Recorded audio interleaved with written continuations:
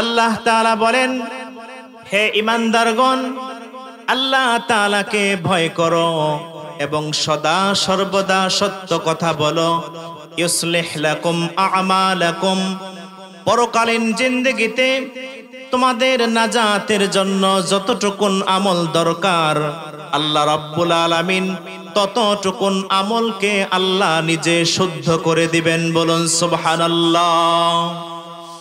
আল্লাহ এরপর বলেন, যারা আল্লাহ এবং তার রাসূলুল্লাহ সাল্লাল্লাহু আলাইহি ওয়াসাল্লামের আনুগত্য করবে তারা সফলতার শীর্ষ সোপানে আরোহণ করবে।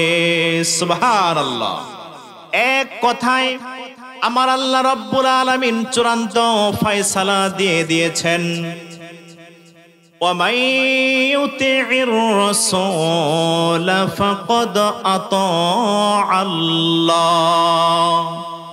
যে ব্যক্তি আমার রাসূল মুহাম্মদুর রাসূলুল্লাহ সাল্লাল্লাহু আলাইহি ওয়াসাল্লামের আনুগত্য করবে সে যেন আমি আল্লাহ তাআলারই আনুগত্য করলো। আল্লাহর রাসূলের আনুগত্য মানেই আল্লাহর আনুগত্য। বলুন সুবহানাল্লাহ। সম্মানিত হাজিরিন, আল্লাহ পাক তার হাবিবকে কত ভালোবাসেন, কত মহব্বত করেন। দেখেন, পূর্বের যত নবী রাসূল এসেছিলেন তাদের থেকে মুজিজা সংঘটিত হয়েছে। সকল নবী রাসূলকে আল্লাহ যত মুজিজা দিয়েছেন এর চাইতেও অধিক গুণ, হাজার হাজার গুণে মুজিজা দিয়ে আল্লাহ তার রাসূলকে সম্মান জানিয়েছেন। বলুন সুবহানাল্লাহ।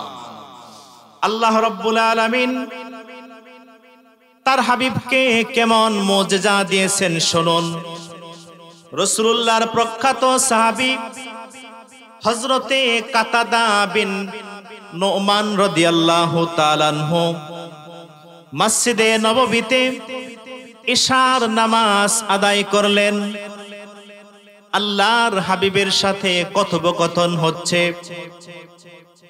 সাহাবী একা পড়ে গেলেন।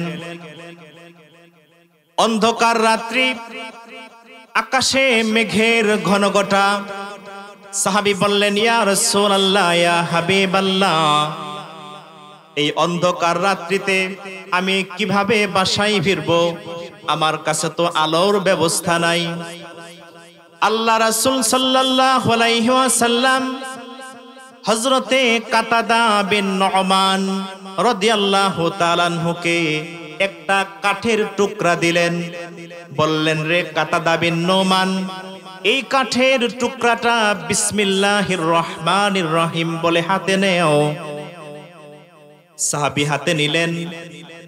কাঠের টুকরাটা হাতে নেওয়ার সঙ্গে সঙ্গে কাঠের টুকরা থেকে আলো জ্বলতে লাগলো।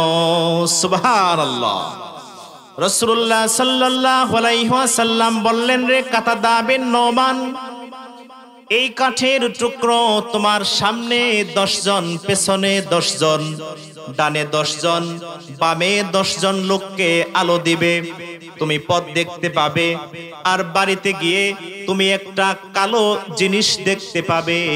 লাঠি দিয়ে তাড়িয়ে ওই কালো জিনিসটাকে ঘর থেকে বের করে দিবে। হযরতে কাতাদা বিন নুমান রাদিয়াল্লাহু তাআলা আনহু রাসূলুল্লাহ সাল্লাল্লাহু আলাইহি ওয়াসাল্লামের দেওয়া সেই কাষ্ঠখণ্ডটা হাতে নিলেন।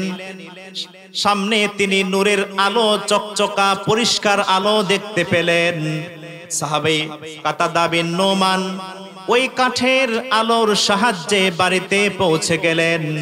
বাড়িতে গিয়ে দেখলেন ঘরের ভিতর কালো কি যেন একটা জিনিস রয়েছে। লাঠি দিয়ে তাড়িয়ে দিলেন। আল্লাহ রাসূল পরবর্তীতে বলেছিলেন, রে কাতাদা, তোমার বাড়িতে যে কালো জীবটা ছিল ওইটা ছিল দুষ্ট জিন। আল্লাহ রাসূল আগের থেকেই টের পেয়েছিলেন। জোরে জোরে বলুন সুবহানাল্লাহ। আল্লাহ রাব্বুল আলামিনের নিদর্শন 3 প্রকার। প্রথম প্রকার নিদর্শন যার সম্পর্ক জিকিরের সাথে। দ্বিতীয় প্রকারের নিদর্শন যার সম্পর্ক ফিকিরের সাথে। তৃতীয় প্রকারের নিদর্শন যার সম্পর্ক তাজিম, সম্মান, ইজ্জতের সাথে।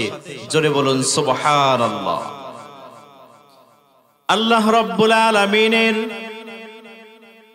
প্রথম প্রকার যেই নিদর্শন, যার সম্পর্ক জিকিরের সাথে, আল্লাহ রাব্বুল আলামিন সেটাকে পবিত্র কুরআনুল কারীমের ভাষায় আল্লাহ রাব্বুল আলামিন ইরশাদ করেছেন, ইন্নাস সাফা ওয়াল মারওয়াতা মিন শাআইরিল্লাহ, নিশ্চয়ই সাফা এবং মারওয়া পাহাড়দ্বয় আল্লাহ রাব্বুল আলামিনের নিদর্শন সমূহের মধ্যে অন্যতম একটি নিদর্শন। প্রশ্ন হলো, সাফা মারওয়া কেন আল্লাহ পাকের নিদর্শন? আপনারা জানেন প্রাণের ভাইরা আমার, আল্লাহর খলিল সাইয়্যিদুনা হযরতে ইব্রাহিম আলাইহিস সালাম, তিনি তার কলিজার টুকরা সন্তান হযরতে ইসমাইল এবং তার স্ত্রী মা হাজেরা আলাইহিস সালামকে মক্কাতুল মুকাররমায় রেখে চলে এসেছিলেন। মা হাজেরা আলাইহিস সালাম শিশুপুত্র হযরতে ইসমাইলের জন্য পানির সন্ধানে একবার সাফা থেকে মারওয়া আর একবার মারওয়া থেকে সাফায় এইভাবে 7 বার দৌড়াদৌড়ি করেছিলেন। আল্লাহ রাব্বুল আলামিনের কাছে এই দৌড়াদৌড়ি করাটা এত পছন্দ হলো, আল্লাহ পাক এই দৌড়াদৌড়ি সাই করাটাকে কিয়ামত তক অম্লান জারি রাখার জন্য আল্লাহ পাক দুনিয়ার সমস্ত হাজী সাহেবদের জন্য হজের সময় সাফা মারওয়ায় 7 বার সাই করাকে আল্লাহ হজের জন্য ওয়াজিব সাব্যস্ত করে দিয়েছেন। সুবহানাল্লাহ। এই যে একটা স্মৃতি, দৌড়াদৌড়ি করা সাফা মারওয়া পাহাড়ে, এটা আল্লাহর একটা নিদর্শন। এটার সম্পর্ক জিকিরের সাথে। আল্লাহ রাব্বুল আলামিনের দ্বিতীয় যে নিদর্শন, তার সম্পর্ক হলো ফিকিরের সাথে, চিন্তা গবেষণার সাথে, অনুসন্ধানের সাথে, রিসার্চের সাথে। প্রাণের ভাইয়েরা আমার, আল্লাহ রাব্বুল আলামিনের দ্বিতীয় যে নিদর্শন, যার সম্পর্ক ফিকিরের সাথে, আল্লাহ পাক এই প্রসঙ্গে কুরআনুল কারীমের মধ্যে বলেন, الذين يذكرون الله قياما وقعودا وعلى جنوبهم ويتفكرون في خلق السماوات والأرض ربنا ما خلقت هذا باطلا سبحانك فقنا عذاب النار।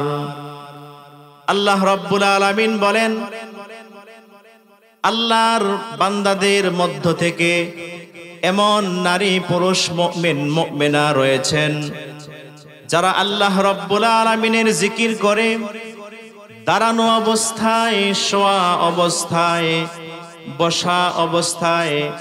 আর তারা আল্লাহ রাব্বুল আলামিনের আসমান জমিন এত দুভয়ের মাঝে যা কিছু রয়েছে তা নিয়ে তারা চিন্তা করে, গবেষণা করে আর বলে, রব্বানা মা খলাকতা হাযা বাতিলা, হে আমাদের রব, আসমান জমিন এবং এত দুভয়ের মাঝে যা কিছু রয়েছে এর কোনোটাই আপনি অনর্থক বেহুদা সৃষ্টি করেন নাই, সমস্ত পবিত্রতা আপনারই জন্য। সুতরাং আপনি আমাদেরকে জাহান্নামের আগুন থেকে হেফাজত করুন। সুবহানাল্লাহ। তাহলে জিকিরেরও যেরকম দাম রয়েছে, ফিকির চিন্তা গবেষণারও কিন্তু ওই রকমই দাম রয়েছে।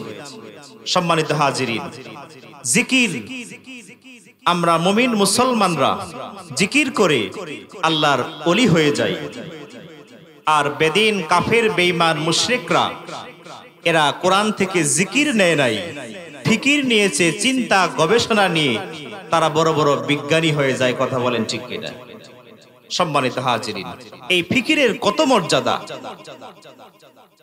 হুজ্জাতুল ইসলাম সাইয়্যিদুনা ইমাম গাজ্জালী রাহিমাহুল্লাহ তিনি তার প্রখ্যাত কিতাব মিনহাজুল আবিদিনে লিখেন, তাফাক্কুরু সাআতিন খায়রুম মিন ইবাদাতি সিত্তিনা সানা। 1 ঘন্টা আল্লাহ রাব্বুল আলামিনের সৃষ্টি নিয়ে চিন্তা গবেষণা করাটা আল্লাহ রাব্বুল আলামিনের কাছে বান্দার আমল নামায় 60 বৎসর নফল ইবাদতের সমান আল্লাহ সওয়াব দান করে দিবেন। সুবহানাল্লাহ। 1 ঘন্টা আপনি আল্লাহর কুদরত নিয়ে গবেষণা করবেন, আল্লাহ পাক টানা 60 বৎসর ইবাদত করলে যে পরিমাণ সওয়াব, আল্লাহ সমপরিমাণ সওয়াব আপনার আমল নামায় দিয়ে দিবেন। সম্মানিত হাজিরিন, বলছিলাম আল্লাহ পাকের নিদর্শন বলুন কয় প্রকার? 3 প্রকার। প্রথমটির সম্পর্ক জিকিরের সাথে, দ্বিতীয়টির সম্পর্ক ফিকিরের সাথে, তৃতীয়টির সম্পর্ক তাজিমের সাথে, সম্মানের সাথে, বরত্বের সাথে, ইজ্জতের সাথে। এইটা আবার 4 প্রকার। প্রথম প্রকার হলো বাইতুল্লাহ,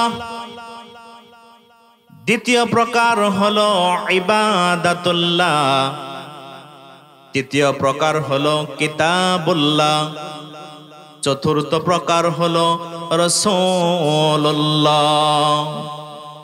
সম্মানিত হাজিরিন, আল্লাহ রাব্বুল আলামিনের নিদর্শন তৃতীয় প্রকার, যার সম্পর্ক ইজ্জত বরত্বের সাথে, সম্মানের সাথে। এর প্রথমটি হলো বাইতুল্লাহ, আল্লাহর ঘর। আল্লাহ রাব্বুল আলামিন কুরআনুল হাকিমে ইরশাদ করেছেন, ইন্না আউওয়ালা বাইতিন ওয়াদিআ লিন-নাসি লাল্লাযী বিবাক্কাতা মুবারাকাও ওয়া হুদাল লিল আলামিন। নিশ্চয় আল্লাহ রাব্বুল আলামিন দুনিয়ার মানুষের জন্য সর্বপ্রথম যেই গৃহ নির্মাণ করেছেন তা বাক্কায় মানে মক্কায় অবস্থিত। এই গৃহটা জগৎবাসীর জন্য রহমত এবং হেদায়াত স্বরূপ। জোরে জোরে বলুন সুবহানাল্লাহ। এর নাম কাবা। কাবাকে আমরা সম্মান করি না? কাবার দিকে আমরা কাবাকে এত সম্মান করি যে বাংলাদেশ থেকে প্রায় 6000 কিলোমিটারের মতো দূর কাবা, আল্লাহর ঘর বাইতুল্লাহ শরীফ। অথচ আমরা বাংলাদেশ থেকে পশ্চিম দিকে আমরা থুতু ফেলি না। থুতু ফেলি কেউ না। পশ্চিম দিকে আমরা কাবাকে এত সম্মান করি, পা মেলে আমরা কাবার দিকে পা ছড়িয়ে বসি না। কাবার এত সম্মান, আল্লাহ রাব্বুল আলামিন দৈনন্দিন কাবা ঘরের উপর 120টি রহমত নাজিল করেন। এই 120টি রহমতের মধ্যে সিত্তিনা লিত-তাওয়াফিন, 60টি রহমত যারা কাবা ঘর তাওয়াফ করবে আল্লাহ তাদেরকে দান করেন। ওয়া আরবাঈনা লিল মুসাল্লিন, 40টি রহমত আল্লাহ রাব্বুল আলামিন তাদেরকে দেন যারা মসজিদে হারামের মধ্যে সালাত আদায় করে। আর 20টি রহমত আল্লাহ রাব্বুল আলামিন তাদেরকে দেন যারা শুধু চোখ দিয়ে তাকিয়ে তাকিয়ে আল্লাহর ঘরকে দেখবে। রব্বুল আলামিন তাদের উপর 20টি রহমত নাজিল করে দেন। সুবহানাল্লাহ। রাসূলুল্লাহ সাল্লাল্লাহু আলাইহি ওয়াসাল্লাম হাদিস পাকে বলেছেন, এই কাবার চত্বরে যে ব্যক্তি 1 রাকাত সালাত আদায় করবে, আমার আল্লাহ রাব্বুল আলামিন তার আমল নামায় 1,00,000 রাকাত নামাজের সমান সওয়াব দিয়ে দিবেন। সুবহানাল্লাহ। ভাইরা আমার, বন্ধুরা আমার, এই কাবার কোনায় একটি পাথর রয়েছে যার নাম হলো হাজারে আসওয়াদ। এই হাজারে আসওয়াদ পাথর, এটাকে যারা চুম্বন করবে দূর থেকে কিংবা কাছ থেকে ঠোঁট লাগিয়ে, কাল হাসরের ময়দানে এই হাজারে আসওয়াদ পাথরের মধ্যে ঠোঁট হবে, জিহ্বা হবে। আল্লাহ রাব্বুল আলামিন হাজারে আসওয়াদকে কথা বলার মতো শক্তি দিবেন, সামর্থ্য দিবেন। যারা হাজারে আসওয়াদ পাথরকে চুমু দেবে, হাসরের ময়দানে হাজারে আসওয়াদ পাথর তাদেরকে চিনবে, আর চিনে তাদের পক্ষে হাজারে আসওয়াদ আল্লাহর কাছে সুপারিশ করে তাদের জান্নাতে পৌঁছানোর ব্যবস্থা করে দিবে। সুবহানাল্লাহ। সম্মানিত হাজিরিন, সাইয়্যিদুনা হযরতে ওমর ফারুক রাদিয়াল্লাহু তাআলা আনহু একবার হাজারে আসওয়াদের কাছে গেলেন। হাদিস শরীফে আসছে, আন্না ওমর রাদিয়াল্লাহু তাআলা আনহু জাআ ইলা হাজারিল আসওয়াদ ফাকাব্বালা ফাকালা ইন্নী আ'লামু আন্নাকা লা তাদররু ওয়া লা তানফাউ ওয়ালাউলা আন্নী রাআইতুন নাবিয়্যা সাল্লাল্লাহু আলাইহি ওয়াসাল্লাম ইউকাব্বিলুকা মা কাব্বালতুক। সাইয়্যিদুনা ওমর ফারুক রাদিয়াল্লাহু তাআলা আনহু তিনি বলেন, তিনি একবার কাবার কাছে গেলেন, কাবা তাওয়াফ করলেন, হাজারে আসওয়াদ পাথরের মধ্যে চুমু দিলেন। এরপরে হাজারে আসওয়াদ পাথরকে লক্ষ্য করে বললেন, রে পাথর, তুমি এমন একটি পাথর যা দুনিয়াতে মানুষের কোনো উপকার করতে পারো না, ক্ষতিও করতে পারো না। আমি তোমাকে চুমু দিতাম না। আমি জানি আল্লাহর হাবিব রাহমাতুল লিল আলামিন তার নূরের ঠোঁট মোবারক লাগিয়ে তুমি হাজারে আসওয়াদ পাথরের মধ্যে চুমু খেয়েছে। আমি আল্লাহর হাবিবকে দেখেছি তোমাকে চুম্বন করেছে। রাসূলুল্লাহ সাল্লাল্লাহু আলাইহি ওয়াসাল্লাম তোমাকে চুম্বন করেছেন। এই জন্য আমি ওমর তোমাকেও চুম্বন দিলাম। যদি আল্লাহর হাবিব তোমাকে চুমু না খেতেন, আমি ওমর তোমাকে চুমু খেতাম না। সুবহানাল্লাহ। আল্লাহ রাসূল তোমাকে চুমু দিয়েছে, এই জন্য আমি তোমাকে চুমু দিলাম। সম্মানিত হাজিরিন, কাবার এমন মর্যাদা। তিরমিজি শরীফের হাদিসে আল্লাহর হাবিব বলেন, লা তাস্তাকবিলুল কিবলাতা ওয়া লা তাস্তাদবিরুহা। উম্মতেরা আমার, তোমরা যখন প্রাকৃতিক প্রয়োজন সারবে ওই সময় কাবার দিকে পিঠ দেবে না, কাবার দিকে সিনা দিয়েও বসবে না। অর্থাৎ কাবাকে সামনে রেখেও ইস্তেঞ্জা করা যাবে না, কাবাকে পেছনে দিয়েও ইস্তেঞ্জা করা যাবে না। এটা কাবার সম্মান, এটা আল্লাহর নিদর্শন। আমার কথা আপনারা বুঝতেছেন? আল্লাহর যে নিদর্শন, সে আর তৃতীয় প্রকার, এর সম্পর্ক তাজিমের সাথে। এর প্রথমটা হচ্ছে বাইতুল্লাহ, আল্লাহর ঘর কাবা। এটাকে আমরা সম্মান করি কেন?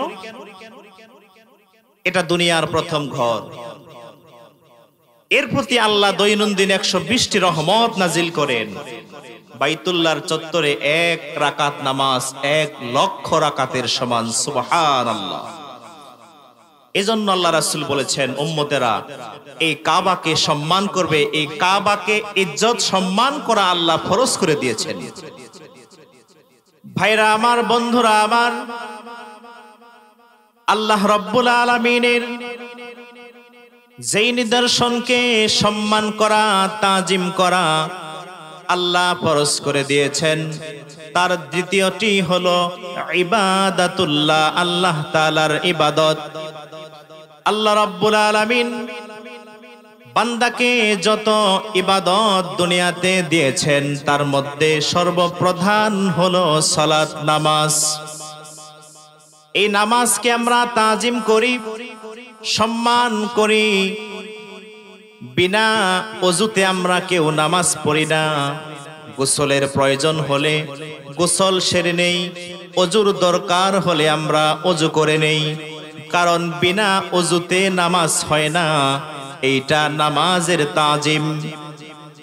তিরমিজি শরীফের প্রথম হাদিস, রাসূলুল্লাহ সাল্লাল্লাহু আলাইহি ওয়াসাল্লাম ইরশাদ করেছেন, লা তুকবালু সালাতুন বিগাইরি তুহুরিন ওয়ালা সাদাকাতুম মিন গুলুল। বিনা ওযুতে তাহারাত ছাড়া আল্লাহ রাব্বুল আলামিন নামাজ কবুল করেন না। আর সুদ, ঘুষ, অন্যায়ভাবে অপরের সম্পদ মেরে খাওয়ার টাকা আল্লাহর রাস্তায় দান করলেও আল্লাহ তা কবুল করেন না। এই জন্য নামাজকে তাজিম করার জন্য আমরা ওযু করে নেই। এটা ইবাদাতুল্লাহ, আল্লাহর ইবাদতের তাজিম।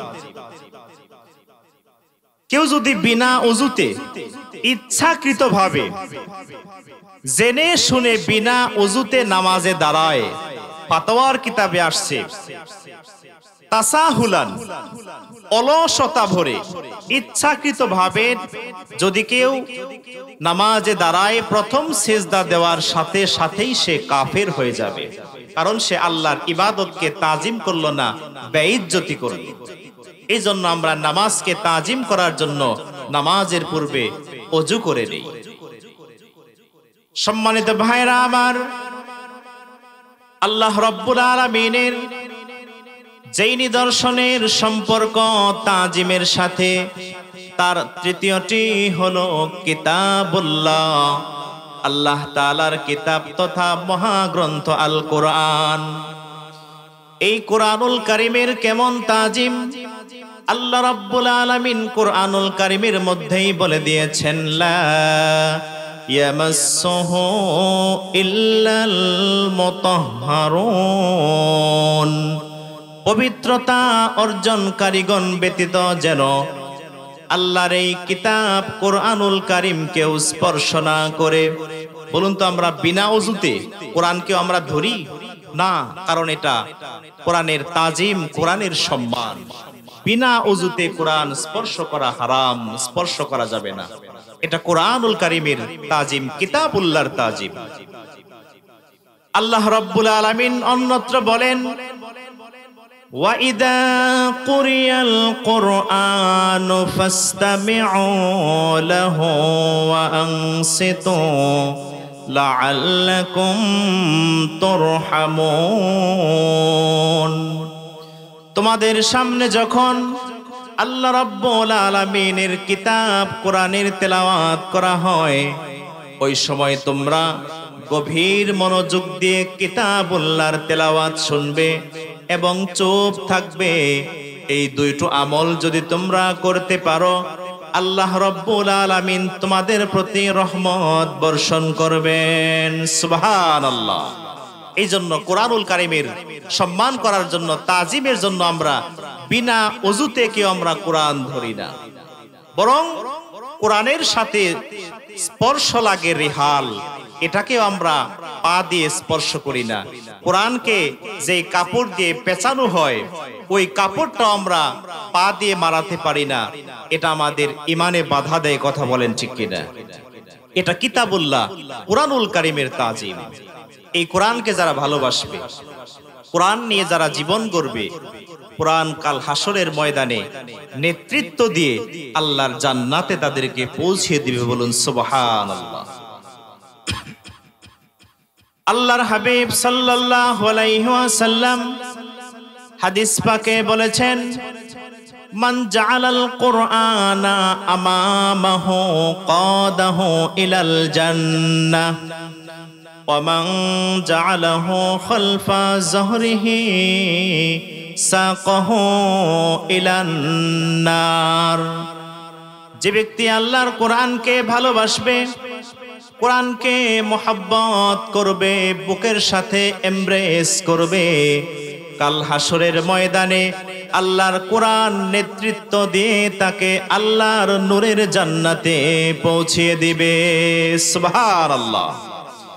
আর যেই পোড়া কপাল হতভাগা, কোরআনকে ভালোবাসবে না, কোরআনের বিধানকে মানবে না, কাল হাসরের ময়দানে আল্লাহর কোরআন টেনে টেনে তাকে জাহান্নামের আগুনে পৌঁছিয়ে দিবে। বলুন নাউজুবিল্লাহ। আল্লাহর রাসূল সাল্লাল্লাহু আলাইহি ওয়াসাল্লাম হাদিস পাকে আরো বলেছেন, মান ক্বরাআল কুরআনা ফাস্তাজহারাহু ফাআহাল্লা হালালাহু ওয়া হাররামা হারামাহু আদখালাহুল্লাহুল জান্নাহ ওয়া শাফাআহু ফি আশরাতিন মিন আহলি বাইতিহি কুল্লুহুম ক্বাদ ওয়াজাবাত লাহুন নার। যে ব্যক্তি আল্লাহর কোরআন পড়বে, কোরআনের হালালকে হালাল হিসাবে মানবে, কোরআনের হারামকে হারাম হিসাবে বর্জন করবে, এই রকম ব্যক্তিকে আল্লাহ রাব্বুল আলামিন হাসরের ময়দানে ক্ষমতা দিবেন। সে তার আহাল পরিবার পরিজনদের মধ্য থেকে এমন 10 জন ব্যক্তিকে সুপারিশ করে আল্লাহর জান্নাত পর্যন্ত পৌঁছে দিতে পারবে, যাদের জন্য আল্লাহ পাকের জাহান্নামের আযাব ওয়াজিব হয়ে গিয়েছিল। বলুন সুবহানাল্লাহ। সম্মানিত হাজিরিন, তাহলে আল্লাহর নিদর্শন যার সম্পর্ক তাজিমের সাথে, এর 3 নাম্বার হচ্ছে কিতাবুল্লাহ, চতুর্থটি হচ্ছে রাসূলুল্লাহ। জোরে বলুন সুবহানাল্লাহ। প্রথমত তাজিম হবে বাইতুল্লাহ, এর থেকে বেশি তাজিম ইবাদাতুল্লাহ, আল্লাহর ইবাদত। তার থেকে বেশি তাজিম হবে কিতাবুল্লাহ, আল্লাহর কিতাব আল কোরআনের। আর সব থেকে বেশি তাজিম হবে আমাদের প্রিয় রাসূল মুহাম্মদ সাল্লাল্লাহু আলাইহি ওয়াসাল্লামের। জোরে জোরে বলুন সুবহানাল্লাহ। সম্মানিত হাজিরিন, রাসূলুল্লাহ সাল্লাল্লাহু আলাইহি ওয়াসাল্লামকে তাজিম করা, সম্মান করা আল্লাহ রাব্বুল আলামিন নিজেই ফরজ করে দিয়েছেন। একটু আগে আমি বললাম, আল্লাহর হাবিব বলেছেন, লা তাস্তাকবিলুল কিবলাতা ওয়ালা তাস্তাদবিরুহা। উম্মতের আমার, তোমরা যখন প্রাকৃতিক প্রয়োজন সারবে, কিবলাকে সামনেও রাখবে না, কিবলাকে পিছনেও রাখবে না। বুখারীর হাদিসে আসছে, আব্দুল্লাহ বিন ওমর রাদিয়াল্লাহু তাআলা আনহু, তিনি তার বোনের বাড়ির ছাদে উঠলেন। উঠে দেখতে পেলেন আল্লাহর হাবিব সাল্লাল্লাহু আলাইহি ওয়াসাল্লাম কাবার দিকে সিনা দিয়ে প্রিয় রাসূল ইস্তেনজা মোবারক করতেছেন। বলুন সুবহানাল্লাহ। যে কাবার দিকে পিঠও দেওয়া যাবে না, সিনাও দিয়ে ইস্তেনজা করা যাবে না। আব্দুল্লাহ বিন ওমর তিনি দেখলেন আল্লাহ রাসূল নিজেই পবিত্র কাবা শরীফের দিকে নূর নবীজি সাল্লাল্লাহু আলাইহি ওয়াসাল্লাম তার বক্ষ মোবারক দিয়ে নবীজি ইস্তেনজা মোবারক করতেছেন। এবার প্রশ্ন হলো, তাহলে দুইটা বিষয় দুই রকম হয়ে গেল না? এই হাদিসের সমাধানে মুহাদ্দিসগণ লেখেন, কাবার দিকে পিঠ দিয়ে সিনা দিয়ে ইস্তেনজা করার নিষেধাজ্ঞাটা উম্মতের জন্য, রাসূলুল্লাহর জন্য নয়।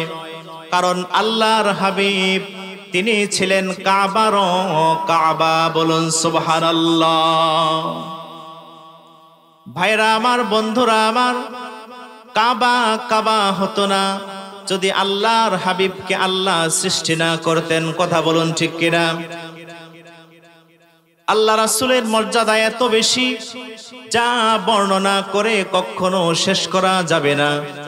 কোন কবি কবির ভাষায়, সাহিত্যিক তার সাহিত্যের ভাষায়, ঐতিহাসিক ইতিহাসের ভাষায়, যে যেমনি বলুক, এক কথায় রাসূলুল্লাহর শান মান মর্যাদা বর্ণনা করে কখনো শেষ করবার নয়। কবি আল্লামা জামি বলেন, লা ইউমকিনু সানাউ কামা কানা হাক্কুহু বাদা আদ খুদা বুজুর্গ তুই কিসসা মুখতাসার। আল্লাহর হাবিবের শান মান সানা সিফত বর্ণনা করে কেউ শেষ করতে পারবে না। এক কথায় আমার আল্লাহ রব্বুল আলামিনের পরেই রাসূলুল্লাহর শান মান এবং ইজ্জত বলুন সুবহানাল্লাহ। আল্লাহ রাসূল সাল্লাল্লাহু আলাইহি ওয়াসাল্লামকে আল্লাহ নিজেই তাজিম করেছেন। কিভাবে? পূর্বের যত নবী রাসূলকে আল্লাহ আসমানি কিতাব দিয়েছিলেন, যে সমস্ত নবীদেরকে আল্লাহ আসমানি কিতাব দিয়েছিলেন, ওই নবীদেরকে আল্লাহ রাব্বুল আলামিন আসমানি কিতাব কিন্তু নবীদের বাড়িতে পাঠান নাই।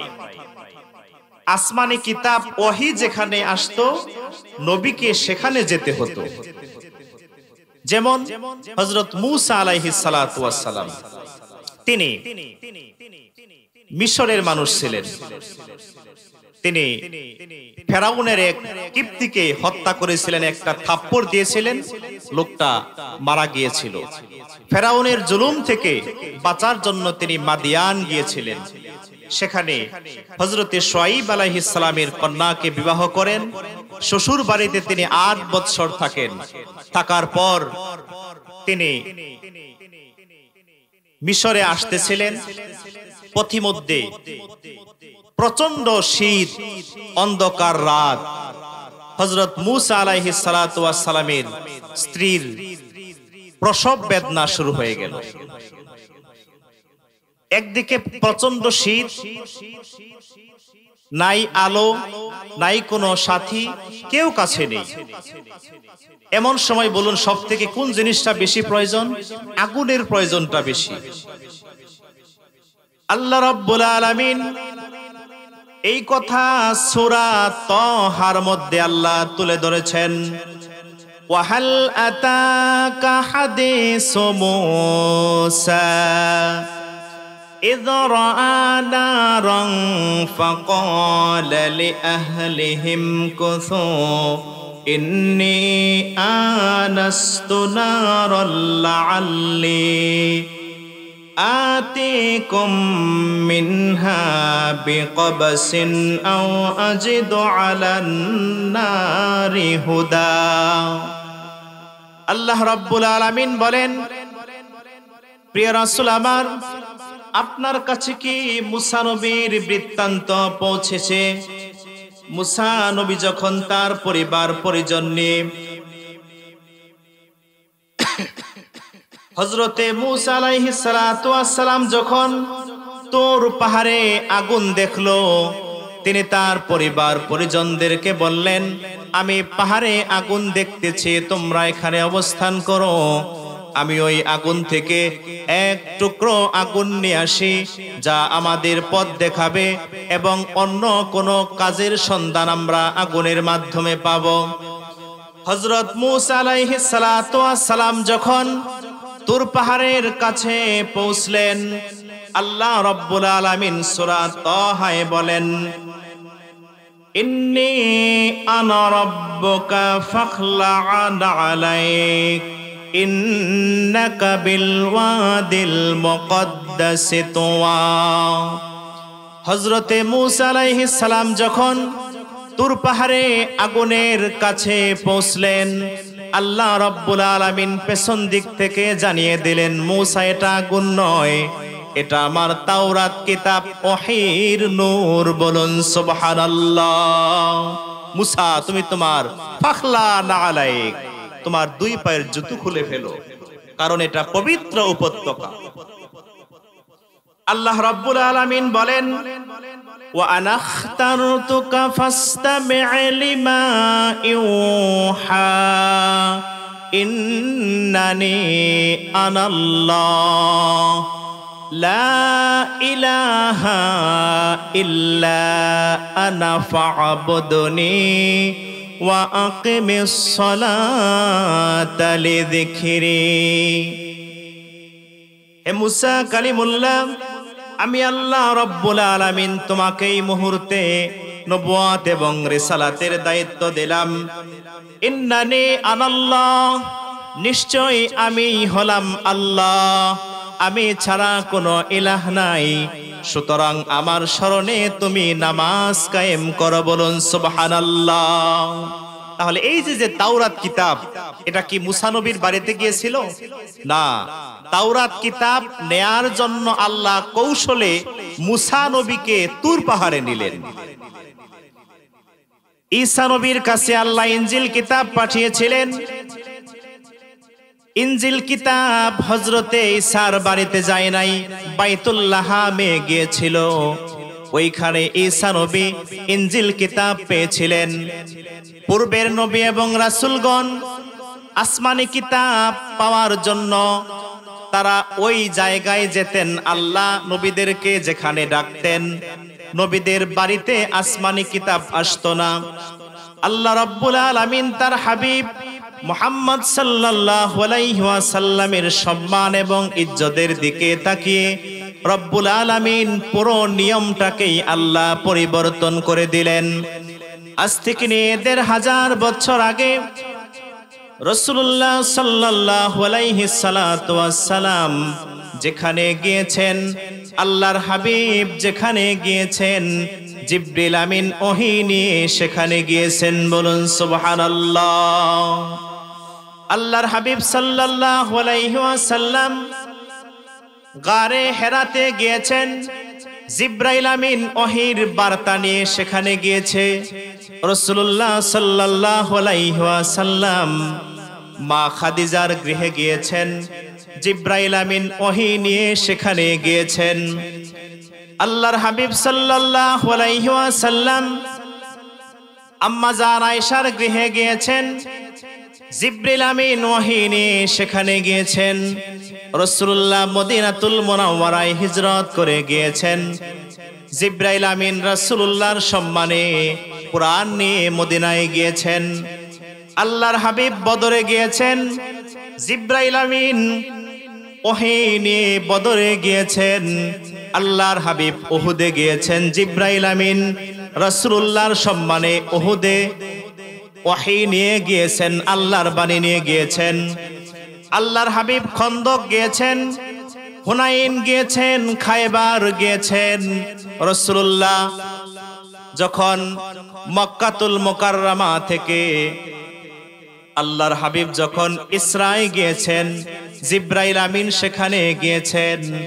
আল্লাহর হাবিব প্রথম আসমান, দ্বিতীয় আসমান, তৃতীয় আসমান, এইভাবে সপ্তম আসমান, এরপরে সিদরাতুল মুনতাহা, লা জামান লা মাকান, ৭০,০০০ নূরের পর্দা পাড়ি দিয়ে আল্লাহর হাবিব আরশুর রহমানে গিয়েছেন।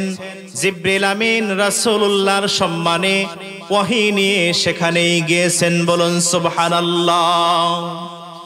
আজ থেকে নিয়ে ১৫০০ বছর আগে রাসূলুল্লাহ যেখানে, কিতাবুল্লাহ সেখানে, সুবহানাল্লাহ। একটু দরুদ শরীফ, সাল্লাল্লাহু আলা মুহাম্মাদ সাল্লাল্লাহু আলাইহি ওয়াসাল্লাম, সাল্লাল্লাহু আলা মুহাম্মাদ সাল্লাল্লাহু আলাইহি। সম্মানিত হাজিরিন, তাহলে আল্লাহর হাবিবের সম্মান, আল্লাহর যে ৪টি নিদর্শন, এর মধ্যে সব থেকে বেশি সম্মান দিতে হবে রাসূলুল্লাহর কথা, বলেন ঠিক কিনা? কারণ আল্লাহ কোরআনে যেখানে নিজের ইত্তেবা অনুসরণের কথা বলেছেন, সে পাশে পাশেই আল্লাহ তার হাবিবের ইত্তেবার কথা বলেছেন। জোরে বলুন সুবহানাল্লাহ। আল্লাহ রাব্বুল আলামিন বলেন, ফাত্তাকুল্লাহা ওয়া আসলিহু যাতা বাইনিকুম ওয়া আতিউল্লাহা ওয়া রাসূলাহু ইন কুনতুম মুমিনিন। ঈমানদার নারী পুরুষ, আল্লাহ রাব্বুল আলামিনকে ভয় করো, নিজেদের মধ্যে পারস্পরিক সম্পর্ককে ঠিক করে নাও, আল্লাহর আনুগত্য করো এবং সাথে সাথে তার রাসূলুল্লাহরও আনুগত্য করো।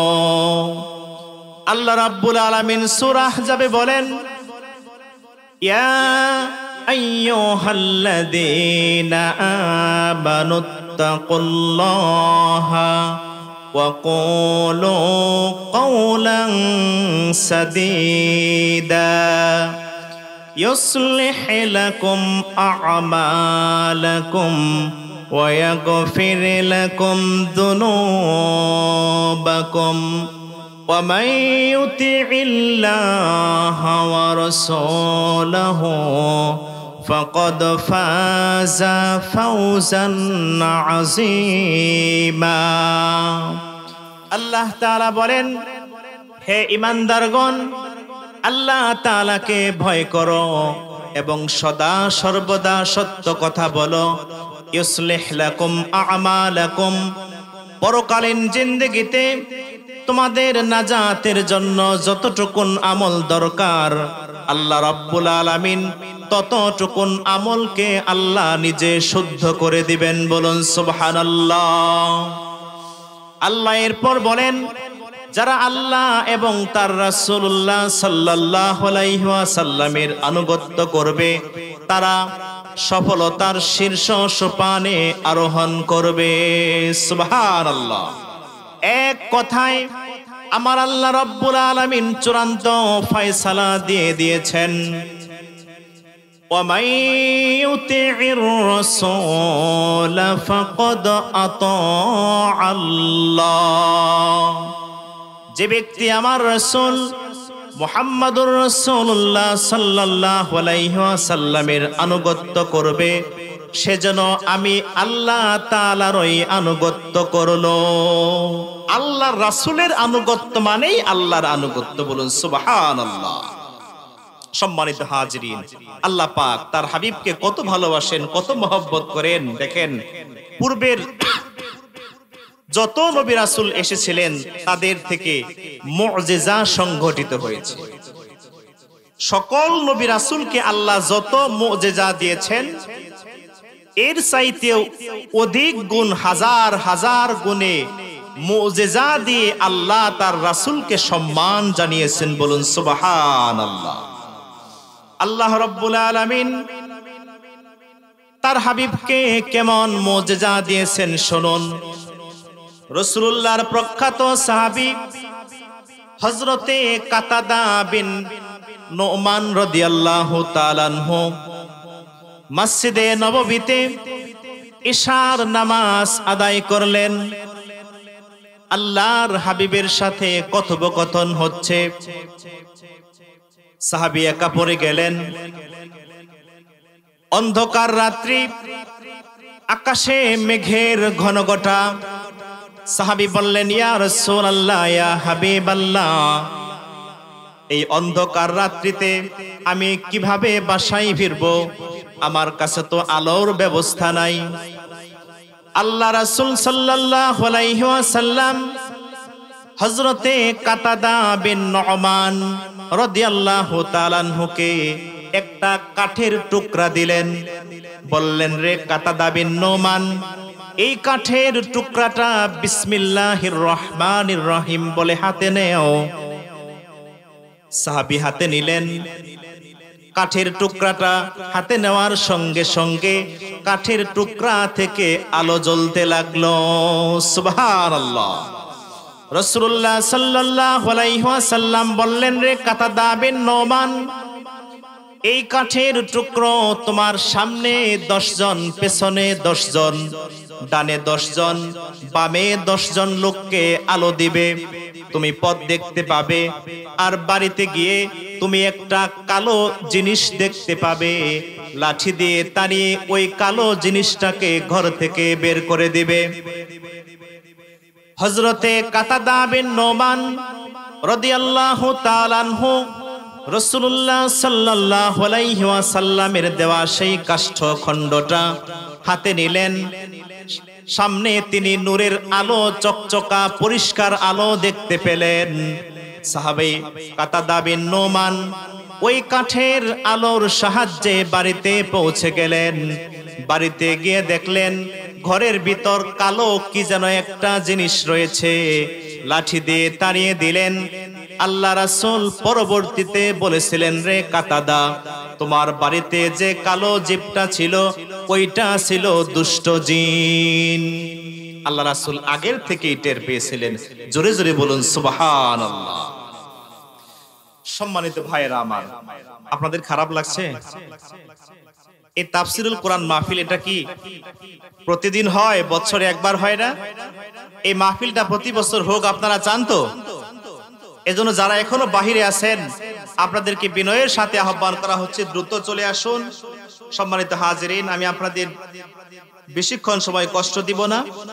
রাসূলুল্লাহ সাল্লাল্লাহু আলাইহি ওয়াসাল্লামকে আল্লাহ যে কত মুজিজা দিয়েছিলেন এটা বর্ণনা করে শেষ করা সম্ভব নয়।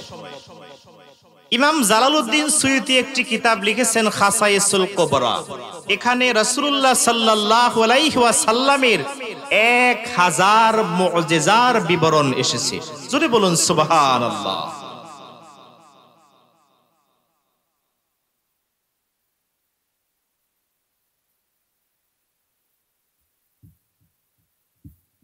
বদরের যুদ্ধ চলতেছে। দ্বিতীয় হিজরি 624 খ্রিস্টাব্দে। মুসলমানদের সংখ্যা মাত্র 313 জন, কাফিরদের সংখ্যা হলো 1000। আল্লাহর নবীর একজন সাহাবী যার নাম হযরতে উকাশা বিন মুহসিন, এই সাহাবী যুদ্ধ করতেছেন। কাফিরদের তলোয়ারের আঘাতে হযরতে উকাশা বিন মুহসিন রাদিয়াল্লাহু তাআলা আনহুর সেই তরবারিটা ভেঙে যায়।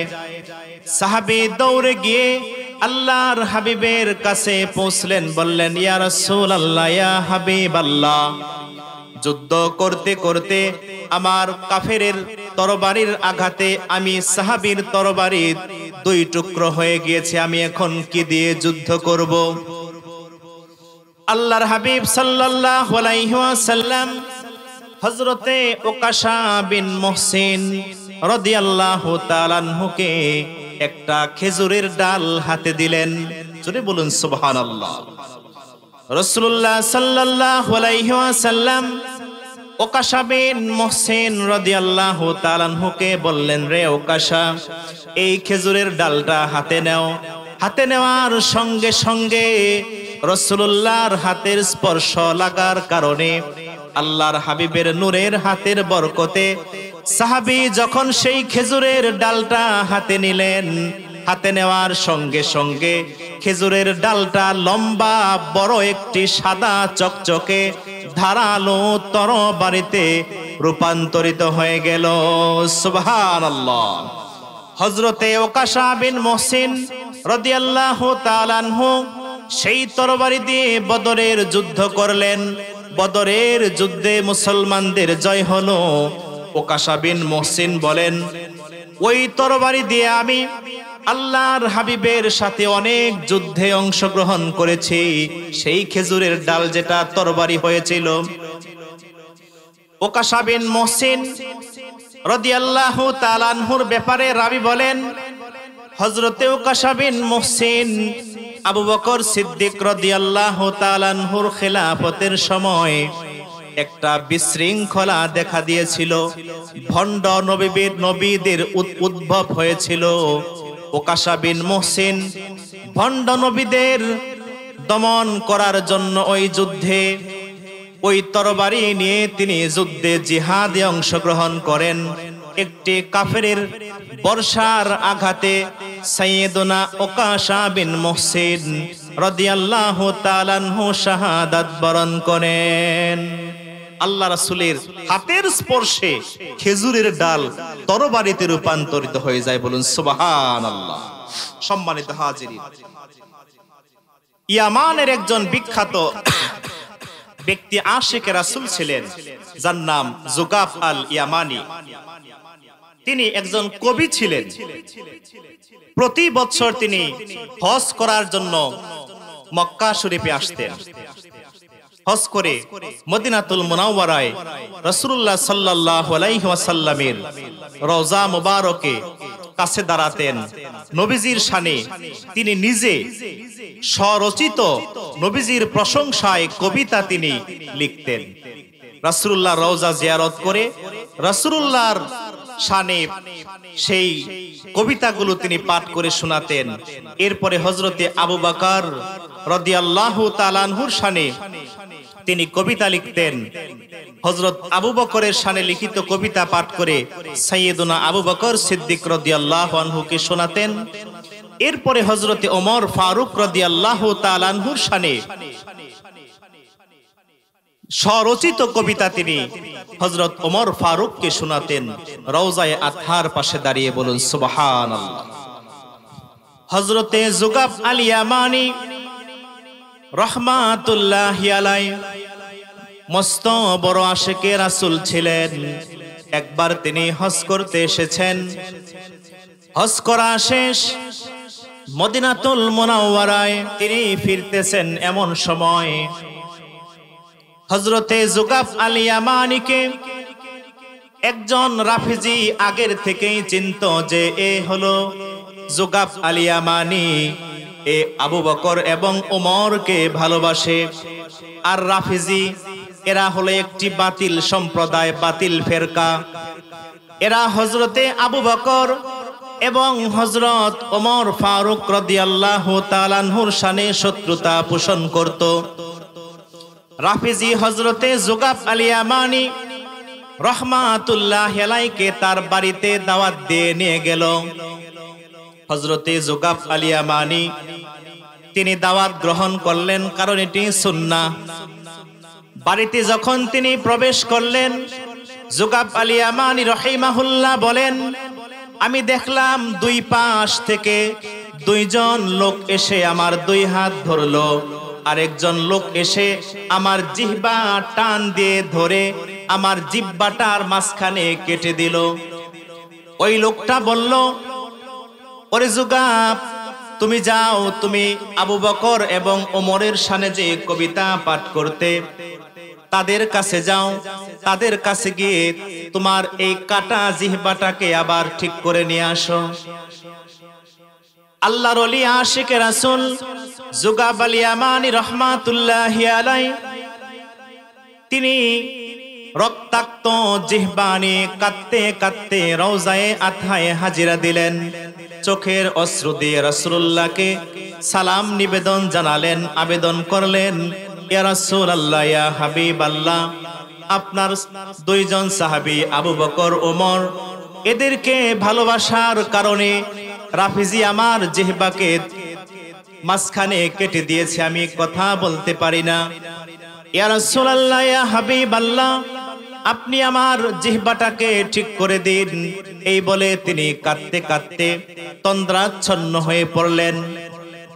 স্বপ্নে তিনি দেখতে পেলেন আল্লাহর হাবিব রাহমাতুল লিল আলামিন যুগাব আল ইয়ামানির কাছে চলে এসেছেন, সাথে হযরতে আবু বকর এবং ওমর ফারুক রাদিয়াল্লাহু তাআলা আনহু সহ। আল্লাহর হাবিব সাল্লাল্লাহু আলাইহি ওয়াসাল্লাম যুগাব আল ইয়ামানির সেই কর্তিত জিহ্বাটা মুখের ভিতরে লাগিয়ে নূর নবীজি থুতু দিয়ে জুড়ে দিলেন। বলুন সুবহানাল্লাহ। ঘুম থেকে জাগ্রত হয়ে তিনি দেখতে পেলেন তার জিহ্বা আগের মতোই ঠিক হয়ে গিয়েছে। আল্লাহ রাসূল সাল্লাল্লাহু আলাইহি ওয়াসাল্লাম দুনিয়া থেকে পর্দা নিয়েছেন ঠিকই, কিন্তু রাসূলুল্লাহর মুজিজা এখনো রাসূলুল্লাহর রওজা শরীফ থেকে প্রকাশ করতে পারেন। জোরে বলুন সুবহানাল্লাহ। সম্মানিত হাজিরিন, আমাদের বক্তা এসে গেছেন, আমি আর আলোচনা বাড়াতে চাচ্ছি না। তবে আমাদের কিন্তু আল্লাহ রাসূল সাল্লাল্লাহু আলাইহি ওয়াসাল্লামকে মনে প্রাণে নবীজিকে আমাদের ভালোবাসতে হবে, নিজের জীবন থেকে রাসূলুল্লাহকে মহব্বত করতে হবে। যদি আল্লাহ রাসূলকে আপনি মনে প্রাণে মহব্বত করতে না পারেন, ইমানের যে একটা স্বাদ, এটা আপনি আস্বাদন করতে পারবেন না। বুখারী শরীফের একটি হাদিস বলেই আমি শেষ করে দিচ্ছি। ওয়ান আনাস ইবনে মালিক রাদিয়াল্লাহু তাআলা আনহু আন্নাহু ক্বাল قال رسول الله صلى الله عليه وسلم ثلاث من كنا فيه وجد حلاوة الإيمان أن يكون الله ورسوله أحب إليه مما سواهما وأن يحب المرء لا يحبه إلا لله وأن يكره أن يعود في الكفر كما يكره أن يقذف في النار হযরত আনাস বিন মালিক রাদিয়াল্লাহু তাআলা আনহু থেকে বর্ণিত আল্লাহর হাবিব নূরময় কণ্ঠের সাথ করেছেন যার ভিতরে তিনটি বৈশিষ্ট্য থাকবে ওই ব্যক্তি ঈমানের মধুর স্বাদ আস্বাদন করতে পারবে। এক নাম্বার হলো যেই ব্যক্তির কাছে আল্লাহ এবং তার রাসূল দুনিয়ার সব কিছুর চাইতে বেশি প্রিয় হবে ওই ব্যক্তি ঈমানের স্বাদ মজা আনন্দ অনুভব করতে পারবে, বলুন সুবহানাল্লাহ। দ্বিতীয়ত, কোন মানুষ অপর মানুষকে ভালোবাসবে আল্লাহর ভালোবাসা পাওয়ার জন্য, অপর মানুষকে ঘৃণা করবে আল্লাহর ভালোবাসা পাওয়ার জন্য। তৃতীয়ত হলো ঈমান আনার পর ওই ব্যক্তি কুফরিতে ফিরে যাওয়াকে এমন ভাবে অপছন্দ করবে যেমন ভাবে একটি তাজা জ্যান্ত মানুষকে আগুনে ফেলে দিলে সে যেমন অপছন্দ করে। ঈমান, ইসলাম, ইহসান, রাসূলুল্লাহর মহব্বত ভালোবাসা অন্তরে ধারণ করার পর পুনরায় সে কুফরিতে ফিরে যাওয়াকে ঠিক এই রকম অপছন্দ করবে যেমন ভাবে আগুনে জ্বলে পুড়ে ছাই হয়ে যাওয়াকে অপছন্দ করে। সুবহানাল্লাহ।